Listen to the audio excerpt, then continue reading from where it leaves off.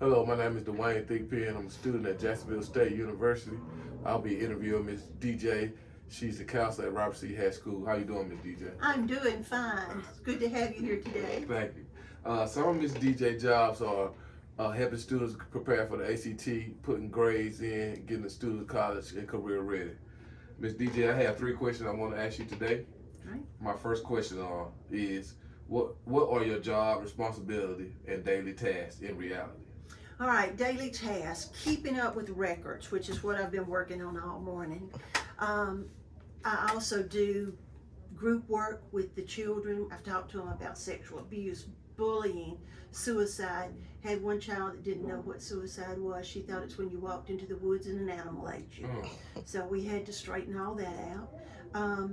Just doing anything. I talk with parents. Parents come in and want to know what their scores mean. I can explain that to them. A lot of times they'll come in for referrals for further therapy, and we have a referral that we do with Cahaba over in Selma, and that's a real easy referral. We can get them referred within 30 minutes to an hour if necessary. We have a plan set up for a child who is suicidal.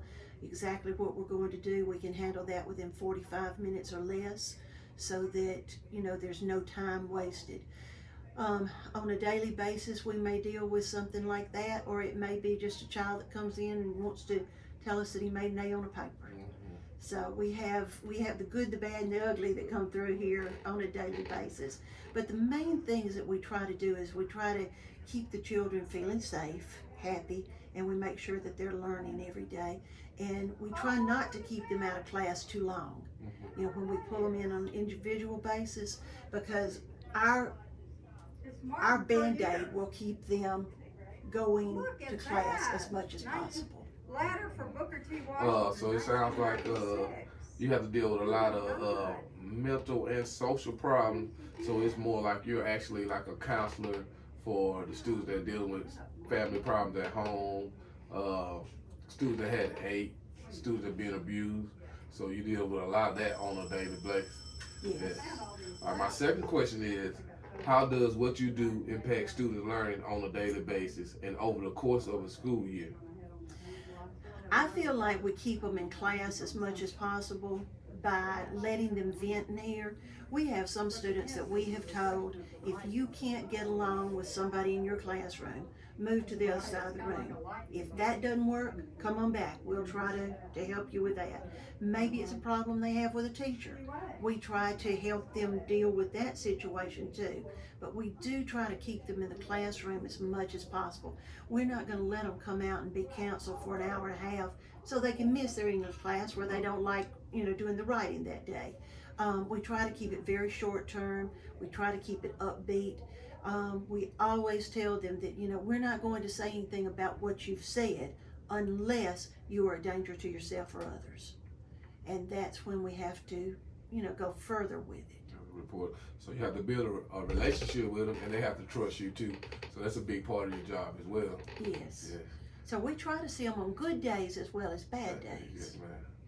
Okay, my final question. How have you improved or become more focused on what you do in order to improve student learning over your tenure in your position? Oh, I think I have had to improve on working with parents. I think that was a real area that I had a downfall in. I love working with the students. The parents were always a little stressful because the only time they came was when they were mad about something. And I've had to become better at dealing with that kind of stress and not really worrying so much about whether they're happy or not as to whether they have the facts and that when they leave here they have a solution in mind. So I think that I've tried to improve on that.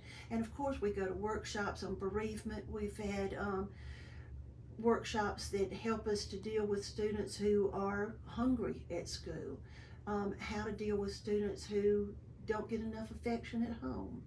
And all of these things will kind of manifest themselves at school sometimes, even though it's not happening here, they bring it with them to school. And so we have to call parents in a lot of times for counseling for them as much as for the children. That was my next question was gonna be. Well, it's not. My next question was gonna be, in the process of dealing with the children and the parents. Sometimes the parents have some of the same problems, or the students have. So sometimes you have to counsel the parent and the student. Exactly. And sometimes we do it together, Mm-hmm. and sometimes we'll do it with just the student or just the parent. It's according to how emotionally charged a situation is. Sometimes a parent will come in here and just fall apart, Mm-hmm. because they find out that their child is maybe cheated on a test or something.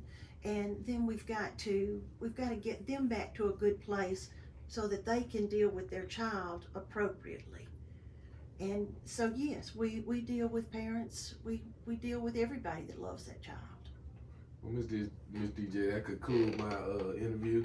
The students, a lot of student staff says you're a great counselor. Me personally, I've talked to you off the record, and I think you're an amazing person. Thank you for your Thank time you, sir. in this interview. All right. Good luck with your education. Thank you.